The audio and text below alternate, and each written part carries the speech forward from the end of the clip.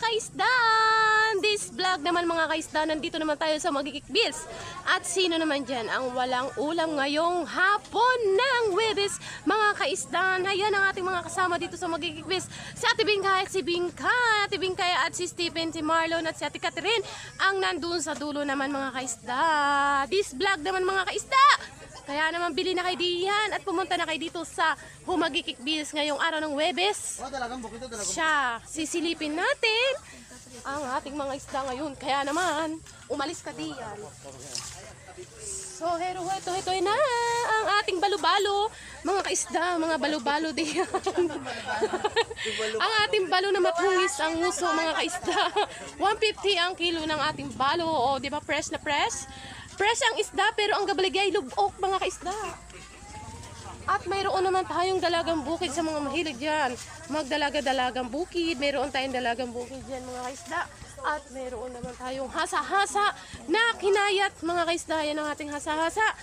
Napakasarap, fresh na fresh mga kaisda. At mayroon naman sila doon sa may dulong, pating at mga bangus mga kaisda. Yan ang ating mga isda. At mayroon naman doon sa kabila. Kaya naman bili na kayo ngayong araw ng Huwebes mga kaisda. Dito lang yan sa Magkikikbis. Diyan ang hindi nakakita ng tiger na isda. Dito mo lang nakikita sa Magkikikbis. Tiger na isda. May tiger na isda lang. So itong tiger na to pwede mo ilampaw si tiger. Ayan ang ating tiger. At meron din si Mino na kulay yellow-yellow. Yan ang mga isda.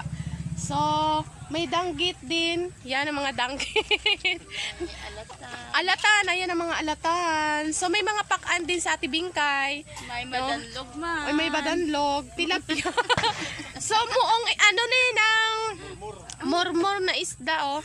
Nami kay fresh, diba? Ayan yung mga isda galing sa Carles. Yan, more, napakasarap. O, di ba may mga tiger din siya. Sari-sari din. Ayan, ang mga tiger. So, kung naghahanap kayo ng mga isda diyan, dito ka na sa Magkikikbis. Kaya dito mo lang makikita ang mga barato na isda.